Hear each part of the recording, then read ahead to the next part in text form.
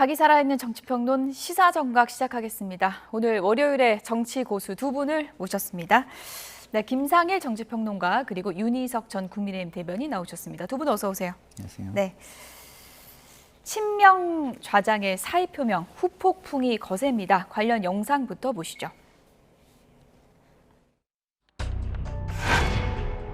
정성호 법무부 장관이 대통령실 참모들을 통해 사퇴의 뜻을 전한 건 사실이라고 YTN에 설명했습니다. 여당이 최근 보안수사권 전면 폐지 당론을 추인하는 등 입법 드라이브를 본격화한 시점과 맞물리며 거취에 더 관심이 쏠립니다.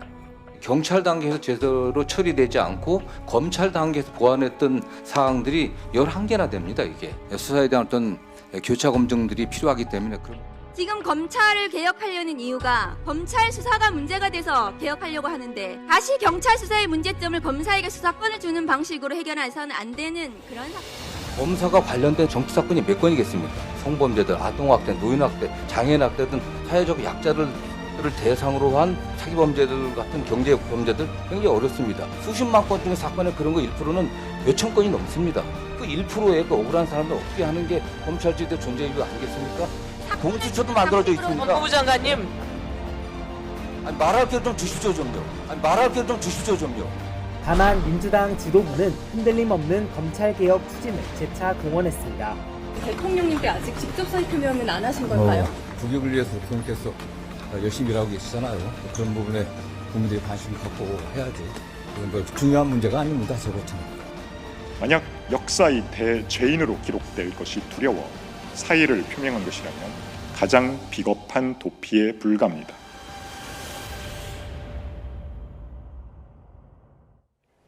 네, 친명 좌장 정성호 법무부 장관이 오늘 다시 한번 공식적으로 물러나겠다 사의를 표명했습니다. 김상일 평론가님, 네. 그냥 법무부 장관이 물러나겠다는 게 아니고 친명 좌장의 대통령의 40년직이잖아요. 네. 어떤 의미가 있다고 보십니까?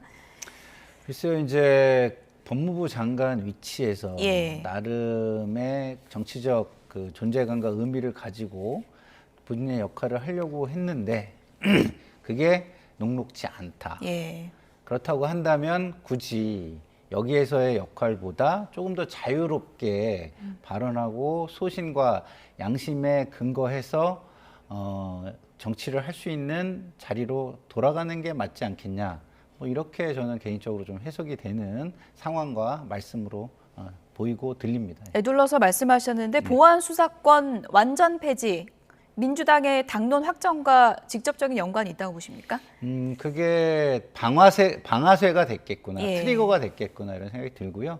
그동안의 논의 과정에서 당과 많은 이야기를 했을 것입니다. 그래서 정치 선배로서 그리고 나름 식견과 철학을 가지고 있는 분으로서 얘기를 많이 했을 텐데 그런 부분들이 오히려 충정이 알아지진 않고 예. 어떤 비난으로 돌아오는 상황이 꽤 있지 않았을까. 그런 것들이 굉장히 피로감과 무력감으로 쌓여왔고 이번에 보안수사권 완전 폐지가 이 결단의 방아쇠가 된 거가 아닌가 이런 생각을 합니다. 네, 조금 전에 저희가 영상에서 법사위에서 열변을 토하는 모습도 이제 보여드렸는데 뭐 말할 기회를 달라 단호하게 또 주장도 하고 본인의 입장을 밝히면서 할 일도 일할 의지도 없다 이렇게까지 표현을 했거든요. 어떤 심경일까요? 두 가지로 봐야 되겠죠. 보안수사권 폐지 관련해서 본인이 이건 안 된다고 계속 주장을 했는데 결론은 뭐 본회의 통과가 거의 뭐 확실하지 않습니까? 그러면 장관으로서 할 일이 없다가 하나 있고 예. 그럼 폐지가 된 법안이 정부로 넘어와서 대통령이 이제 서명을 하고 공포를 해야 되잖아요.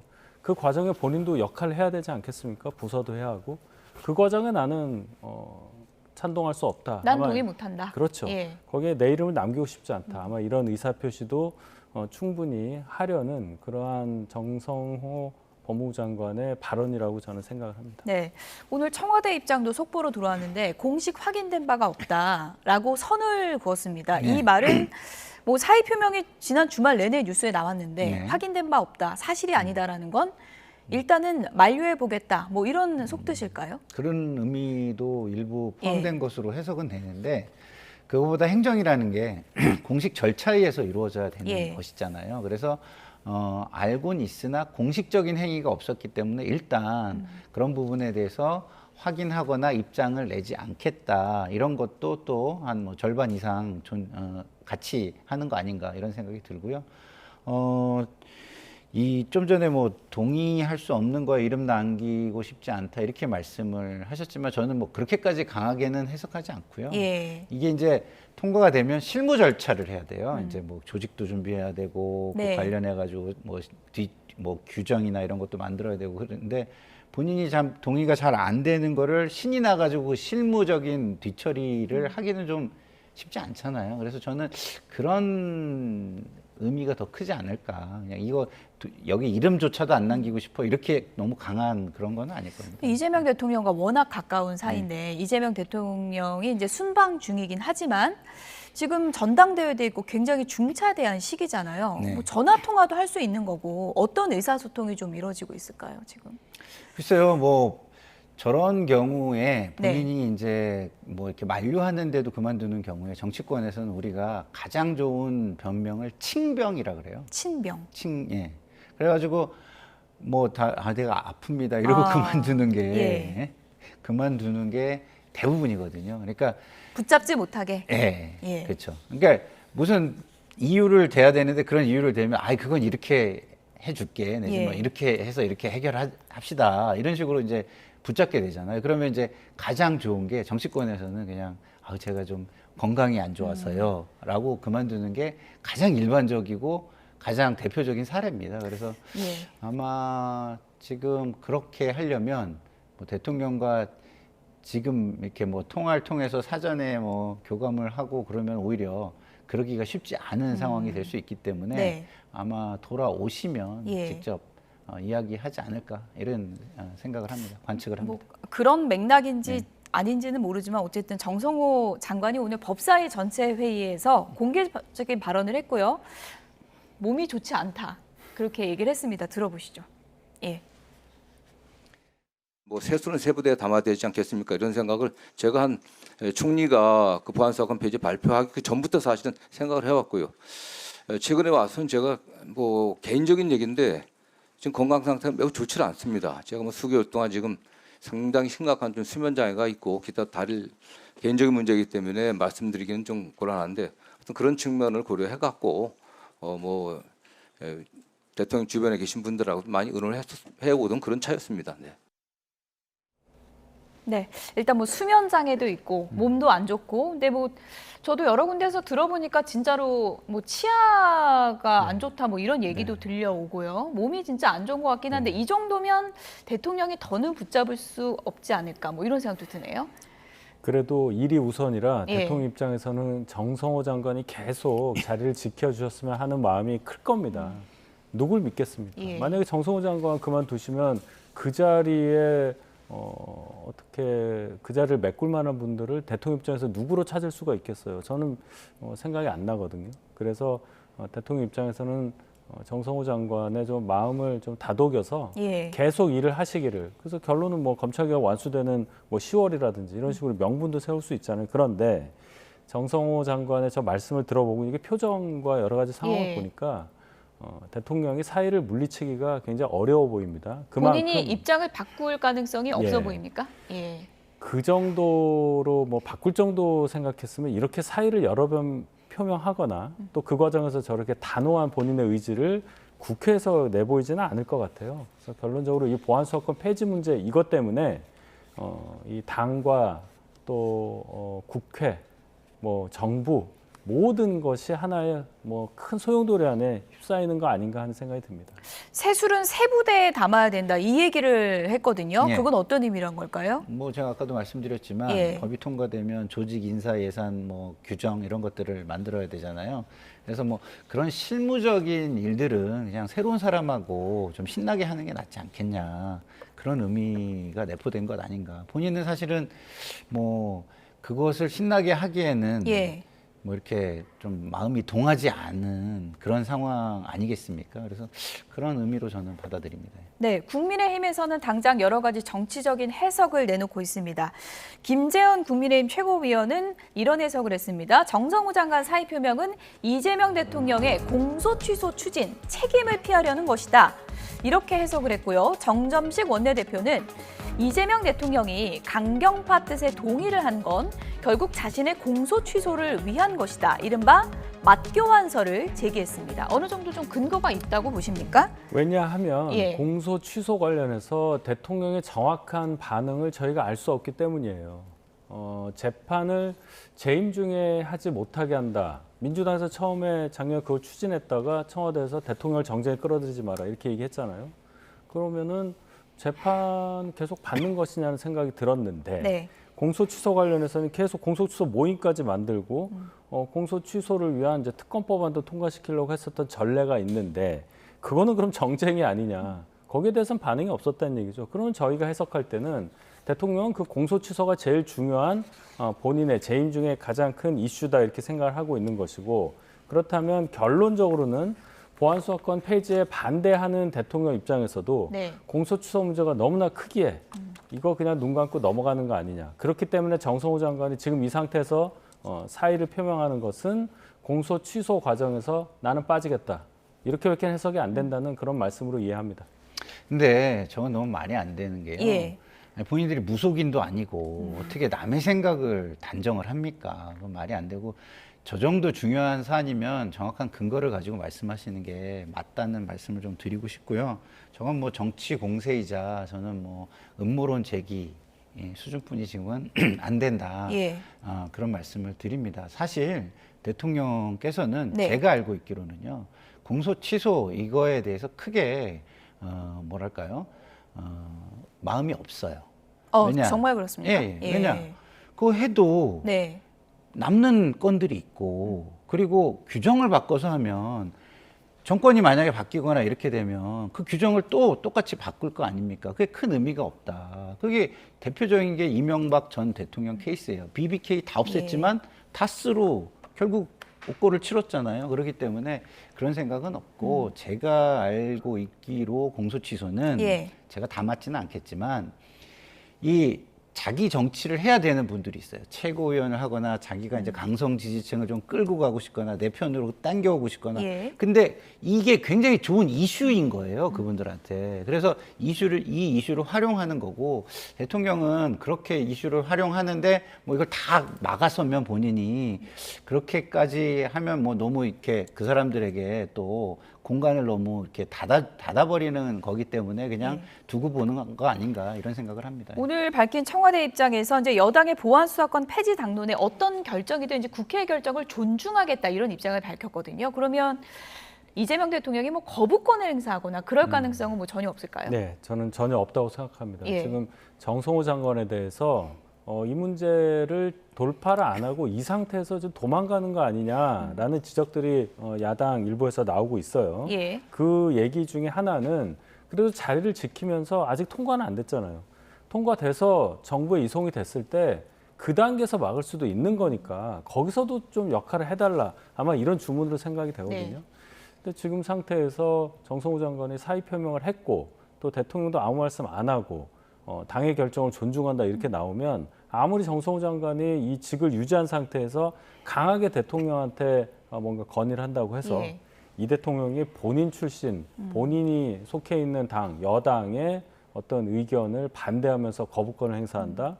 글쎄요, 그렇게 되면 거의 뭐 정계 개편 전초전으로 저는 받아들입니다. 또 전당대회도 지금 있고. 그렇습니다. 예. 어쨌든 근데 이재명 대통령이 보안사건 완전 폐지에는 동의하지 않는 게 다 알려진 사실인데 그럼 민주당이 그냥 넘긴다고 그걸 그대로 받느냐 이 부분에 또 이제 비판적인 시각도 있을 것 같거든요. 뭐 사람들은 각자의 생각이 다 있을 거라고 예. 저는 생각하고요. 그렇지만 대통령께서는 그 모든 것들을 감안해서 본인의 선호가 있지만 예. 수기해달라고까지 일종의 약간 읍소에 가까운 예. 이야기를 당에다가 한 거잖아요. 근데 당이 만약에 대통령의 이 정도의 표현이라면 예. 저는 호흡을 같이 하는 당이라면 본인들이 총대를 메고 그거를 받아주기 위한 노력을 할 거라고 봐요. 근데 김민석 전 총리도 안 받아주지 않았습니까? 그건 이제 전당대회 후보로 나오니까 그러는 거죠. 예? 만약에 대표로 있었으면은 저는 그런 것들을 본인이 먼저 받아 안고서 뭐랄까요? 선봉대 아니 뭐 이렇게 어쨌든 앞서서 이렇게 막아주는 그런 역할을 했을 텐데 그런 게 없었기 때문에 지금 정청래 지도부에 대해서 지금 일부 비판이 있는 이유가 그런 거거든요. 본인이 당원들한테 대통령보다 더 가까이 가기 위해서 내지는 강성 당원들을 본인이 이렇게 차지하기 위해서 대통령의 그런 읍소마저도 그냥 별로 개의치 않는 그런 모습이 아닌가. 강성당원 표심만 보고 있다. 그렇죠. 이렇게 지적을 해주신 건데 정성호 장관 사의 표명이 또 전당대회에 어떤 영향을 미칠지도 이제 관심이 쏠리고 있고요. 민주당 전당대회 지금 열기가 뜨거워지고 있는데 중요한 키워드 중에 하나가 바로 신천지 논란입니다. 관련 얘기 들어보시죠. 솔로몬의 재판에서 친모와 저 다른 엄마가 있었는데 아기를 죽일까봐 그냥 아기를 포기하는 상태가 있지 않습니까? 마찬가지입니다. 이 전당대회 기간에 제보라고 해서 막 이야기를 해가지고 마치 무슨 뭐 수사를 촉발해가지고 우리 당에 타격을 주는 그런 행위는 또 안 된단 말이에요. 그래서 이게 애매하고 힘든 대목이 있습니다. 문제되긴 했지만 전당대회 기간 중에 이게 커지는 건 원하지 않는다라는 말씀이신 건가요? 그렇죠. 그리고 사실 우리 당원 동지들도 불쾌하고 불편할 수도 있잖아요. 이런 말씀 하실 때는 정말 확실한 근거 가지고 하셔야 되는 것이고 조심스러워야죠. 이게 당의 위험을 가져오는 것이잖아요. 의원님 반명 아니시죠? 저는 극명입니다. 신천지 아니시죠? 저는 가톨릭입니다. 바울라예요. 보도를 보면 민원을 목적으로 민주당에 조직적으로 수십 명이 들어왔다는 거 아닙니까? 그럼 빨리 지도부는 합수본에 수사 공개를 요청하시고 명단을 요청하시고 당원권을 박탈하시고 이런 논의에 들어가야 하시지 않겠습니까? 이게 최소한의 지도부의 의무라고 저는 생각합니다. 신천지 당원들이 대거 가입해서 특정 후보 당선시키려고 지금 조직적으로 개입하고 있다. 지금 김민석 후보 측에서 제기를 하고 있고 제보도 들어왔다고는 하는데 또 논란이 되는 건 원치 않는다고 그래요? 어떤 상황으로 이해를 해야 됩니까? 논란이 안 될 수가 없지 않습니까? 그 신천지라는 곳에서 민주당이 들어와서 뭔가를 한다. 그게 이제 전당대회 시점이다. 뭐 저희 당에도 비슷한 의혹이 있었고 수사 결과가 나왔었잖아요. 이렇게 되면은 이재명 대통령 당대표 시절에 저희 당에 대해서 얘기했던 위헌 정당이 되는 거예요. 위헌 정당. 위헌 정당이 되지 않기 위해서 이거를 막아야 한다. 그리고 시정해야 된다라는 논리에도 찬성을 할 수 있겠지만 정치적으로 이게 뭐 하루아침에 판명 나는 것도 아니고요. 이 논란을 가지고 전당대회를 쭉 치를 텐데 그 과정에서 당의 정체성이나 어떤 당의 위상에는 어떤 영향이 끼치냐는 것을 1위 후보라고 주장하는 분의 입장에서는 하면 안 되는 거잖아요. 그러니까 전당대회 표가 그렇게 중요해서 이렇게까지 논란을 불러일으켰느냐, 그렇게 지금 상황이 안 좋냐, 이런 해석이 나오는 것이고, 이 신천지 문제 관련한 것을 계속 끌게 되면요.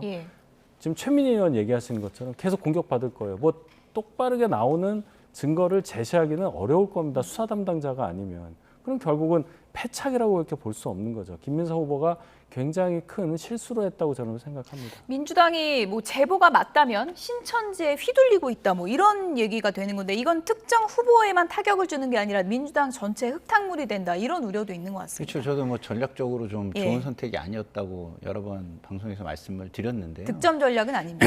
그건 아닌 것 같아요. 왜냐하면 이게 그 시기와 의도가 이것을 해결하기 위한 것이 아니라 전당대회용이다라고 인식이, 사람들의 인식이 중요하잖아요. 받아들이는 사람들의 인식이 그렇게 형성될 가능성이 굉장히 크다라는 차원에서 저는 실수라고 생각하고요.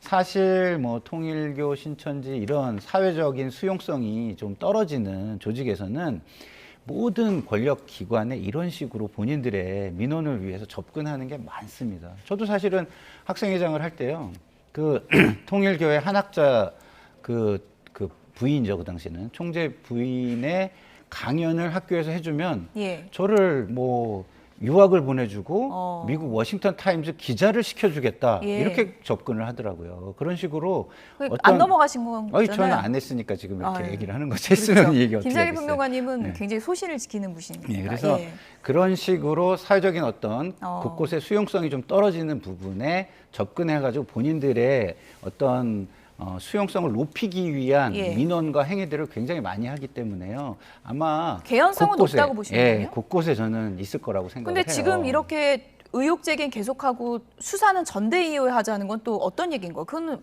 이치가 맞다고 보십니까? 수사는 수사대로 이제 진행을 해야죠. 전대 근데 이후에. 전대 중에도 지금 수사가 이루어지고 있을 거니까 그 절차에 맞춰서 해야 되고요.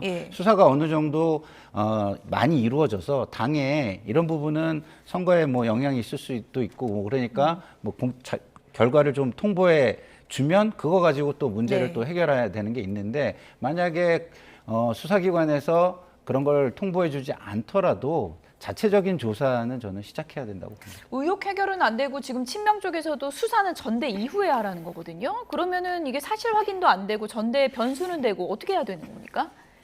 결론은 이 얘기한 것 자체로 뭔가 김민석 후보를 지지하시는 분들을 더 집결시키려는 의도로 보여요. 이게 왜 그러냐.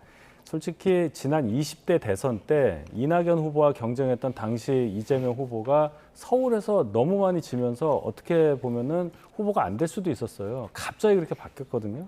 근데 그때 민주당에서 나온 얘기가 경기도지사 시절에 코로나 사태 관련해서 이재명 당시 경기지사가 신천지에 대해서 굉장히 강하게 압박을 했기 때문에 신천지 신도들이 거기에 뭐 앙심을 품었든지 나쁜 감정을 품고 이재명 당시 후보를 낙선시키기 위해서 움직였다 이런 얘기가 있었어요.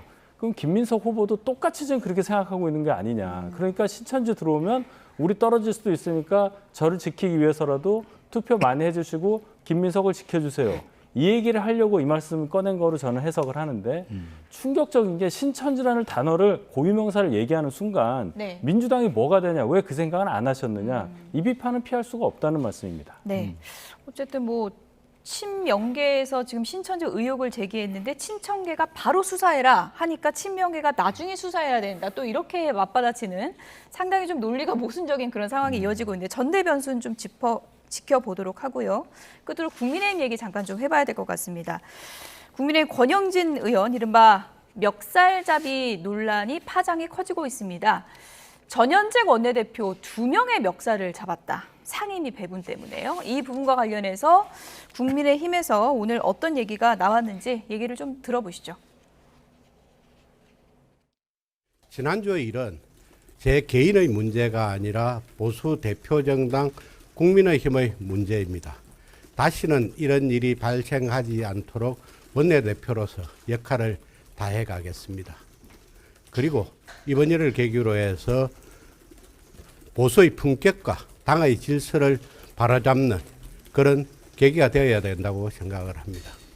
보수의 품격과 당의 리더십을 훼손한 매우 부적절한 처사입니다. 이에 당 지도부는 어느 한 분 이견 없이 이번 사안을 매우 엄중하고 강력하게 처벌해야 한다는 공감대를 이뤘습니다. 특히 제명을 포함해서 최고 수준의 징계가 필요하다는 데는 참석한 모든 지도부 위원들이 공감대를 이뤘다는 점을 말씀을 드립니다.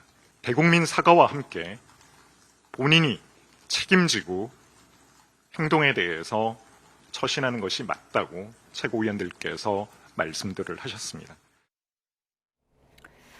네, 권영진 의원이 그러니까 정점식 원내대표의 멱살을 잡고 한 얘기입니다. 기자들이 이제 귀대기라 그러죠. 이제 문틈으로 나오는 소리를 취재한 거니까 다 보도가 된 겁니다. 정점식 1위와 멱살을 10번이라도 잡는다. 다 맘대로 하지 않았냐? 상임위 배분 원칙이 뭐냐? 이렇게 따졌다는 건데 징계에 가는 분위기입니까 지금? 생각보다 좀 당 지도부는 굉장히 강경한 입장으로 보여요. 징계를 하더라도 만약 제명을 한다면 저희 당 의석수도 줄어드는 거고요. 가뜩이나 적은데.